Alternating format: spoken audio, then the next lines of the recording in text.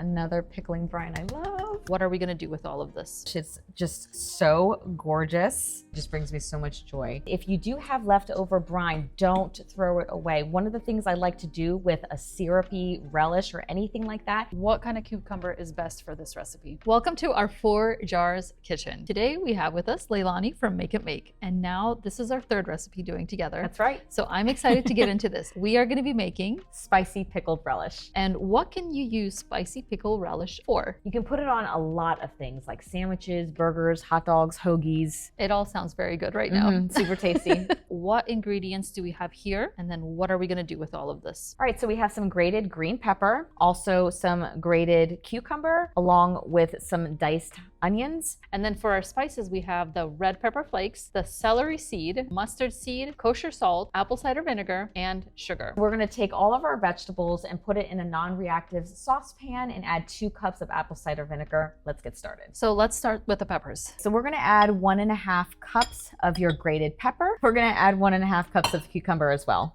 What kind of cucumber is best for this recipe? Traditionally, people like to use a pickling cucumber. Honestly, use what you have. That's what I always say. Use what you have. If you have cucumbers growing in the garden, just use them. Either way, it's still gonna make a great recipe. Now on to the onions. Yes, it's gonna be 1.5 cups of onions. We're gonna add 2 cups of apple cider vinegar. We're just gonna bring this to a simmer and let it cook for about 30 minutes. Do I need to continuously mix this, or is it fine on its own? What do we do here? I would just check on it periodically, making sure that the simmer isn't too high, that you're not scorching anything, and making sure that the vegetables are wilting. Okay, now that it's simmered, and you guys can't smell, but it's starting to smell like pickles in here.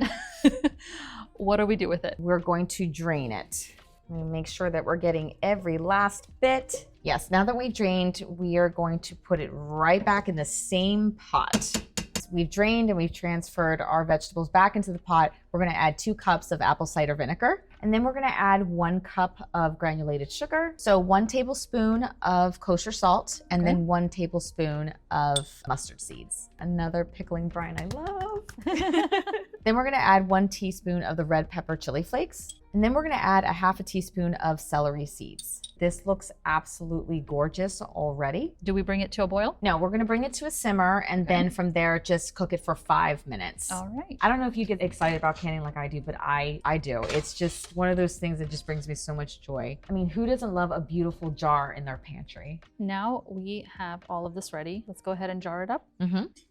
All right, I'll let you do the honors. Oh, thank you. I wanted to dig into this relish. It's just so gorgeous. That's completely by personal choice. I personally like to add the bulk of the vegetables first and then cover with the brine. And as far as headspace, we're going to keep it at 1/2 inch. I love how you can see all of the beautiful speckled red peppers. It makes for an absolutely gorgeous relish. And every single time you are canning, this is food that you're working with and food that you don't want to go to waste. So you want to make sure that you always have a really good seal, and that is why I work with FORJARS, because they guarantee every single seal. And that is a guarantee I can live by. We do too. There is nothing more disappointing than having a jar that does not seal, especially all the hard work. I mean, if you're somebody who cans and you are canning, let's say for 8 hours in a day, which that happens when that canning season comes around, you are canning and just constantly go, go, go. And for you to wake up the next morning and see that something didn't seal, it's so disheartening. And it may happen every once in a while, but to see several, I mean, for that, just invest in a really good seal. And I'm more at peace with that. Since we can't fill this jar up, we're just gonna put a lid on it, place it in the fridge, that way we can use it right away. If you do have leftover brine, don't throw it away. One of the things I like to do with a syrupy relish or anything like that is that you can use it later on to season like chicken breasts, chicken thighs. Definitely don't throw that away. You can use that. Let's debubble. Next, we're just gonna take some vinegar and a rag, and we're going to wipe around the rim. That way we have no food interfering with the seal. And of course, you are going to use your 4JARS lids. That's right.